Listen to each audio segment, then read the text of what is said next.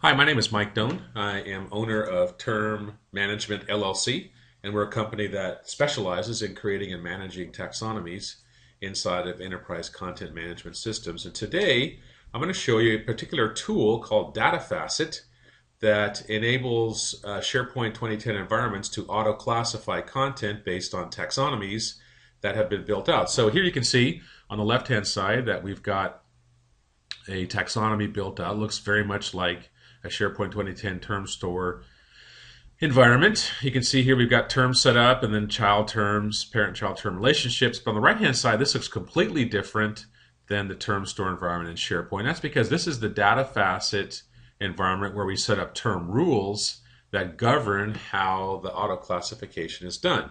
This is a connection directly into a term store 2010 environment. So for this client, we built these taxonomies out inside of their environment in 2010 and then attached it to the DataFacet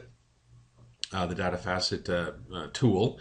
And the DataFacet tool is what we're working on the right-hand side here to set up all these rules. And what DataFacet does is it goes out and takes the taxonomies that you've built inside of SharePoint 2010 and uses its tool to auto-classify the documents and then tag the documents back in the SharePoint environment so they can be found a lot easier. So in this case, I've got the term agreement, and I can put some notes in here, but also I've got the term rules, and that's what I'm going to show you today.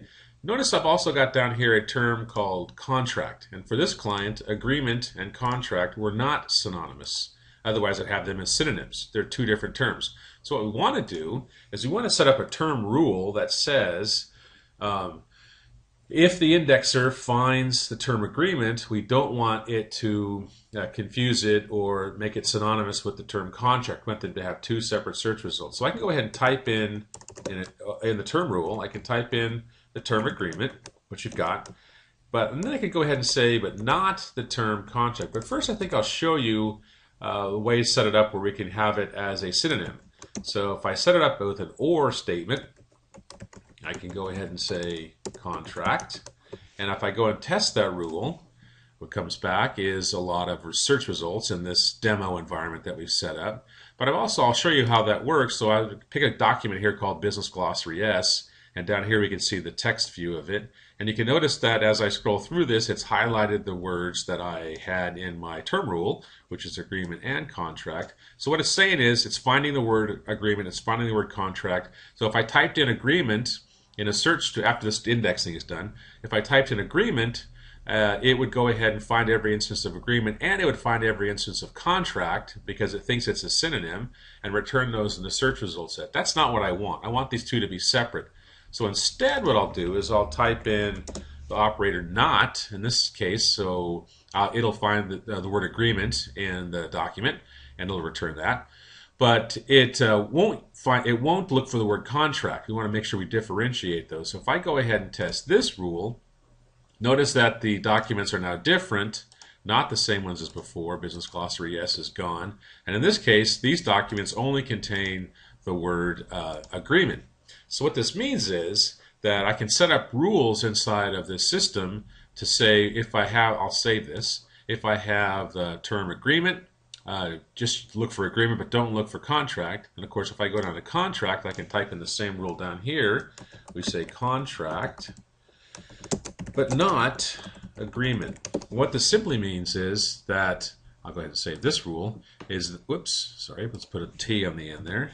I'll save it now, is that when the system indexes all the content inside of the SharePoint environment and sees the word contract, it will exclude documents that also have the word agreement in them because that's set up in this rule up here.